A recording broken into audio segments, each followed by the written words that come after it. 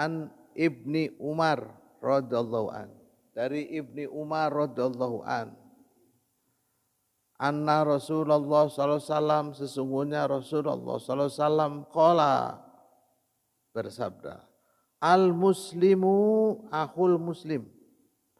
Al muslimu, seorang muslim, akhun itu sebagai saudara, muslimi untuk muslim yang lainnya. Ini hadis ini pernah dibahas di sebelumnya. Nanti dengan redaksi kesananya ditambahkan atau berbeda. La yadlimu, tidak boleh mendoliminya. Wala yuslimu, dan tidak boleh menyerahkan atau memberitahu. Memberitahu apa maksudnya? Memberitahu kepada musuh tasiata didinya agar nyemput. Mangkana fi hajati ahi, man barang siapa, karena seseorang tersebut fi hajati ahi, yaitu memenuhi kebutuhan saudara muslim tersebut, karena Allah, maka Allah akan memenuhi fi hajatihi, hajat orang tersebut atau kebutuhan orang tersebut. Waman, dan barang siapa, farroja,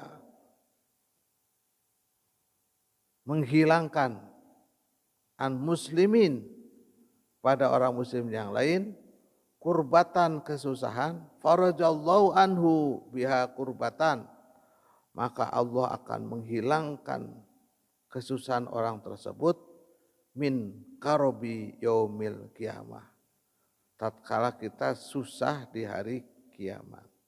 Waman, dan barang siapa sataro, menutupi musliman, menutupi apanya? Menutupi aibnya musliman kepada seorang muslim, istarahullah, maka Allah akan menutupi aib orang tersebut yaumal qiyamah, pada hari kiamat.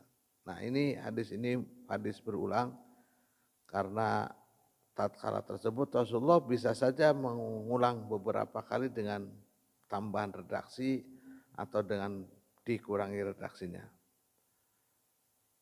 Bapak dan saudaraku sekalian yang dirahmati Allah Subhanahu wa taala, hadis ini menjelaskan tentang diwajibkannya kita, tapi nanti tidak merupakan fardu ain ya.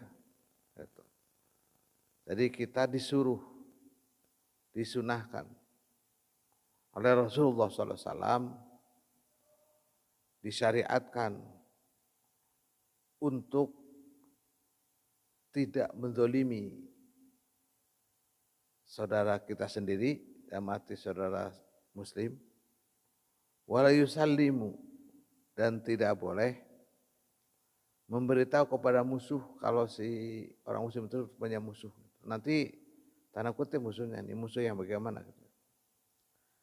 Kalau musuhnya, mohon maaf, itu dari istri bukan musuh, itu mah musuh dalam selimut. Wala yuslim, tidak boleh memberitahu para musuh, artinya musuh yang akan membunuhnya gitu maksudnya. Tapi nggak tahu bagaimana kalau lagi sedang bertengkar, nah itu juga termasuk. Jadi harus dihalangi.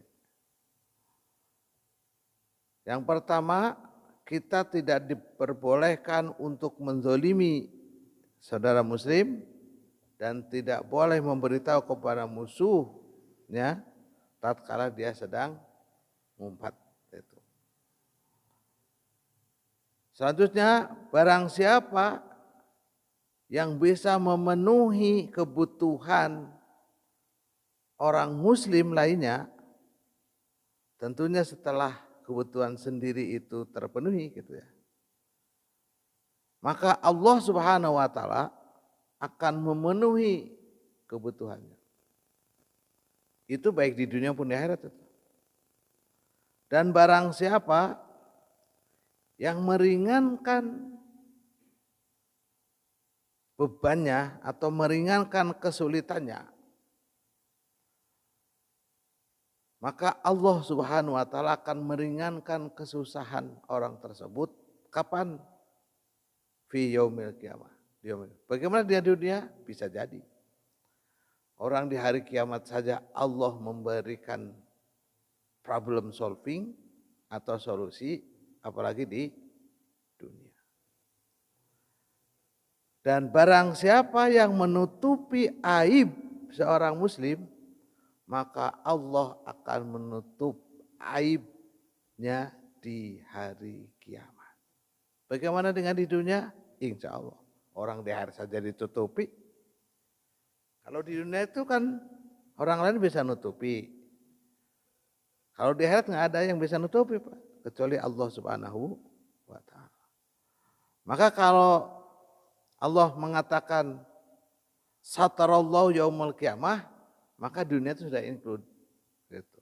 Sudah include di dunia dan di akhirat gitu.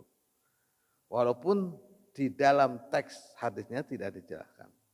Tetapi kalau di hari kiamat saja Allah menutupi aibnya, maka di dunia akan ditutupi oleh Allah Subhanahu wa taala.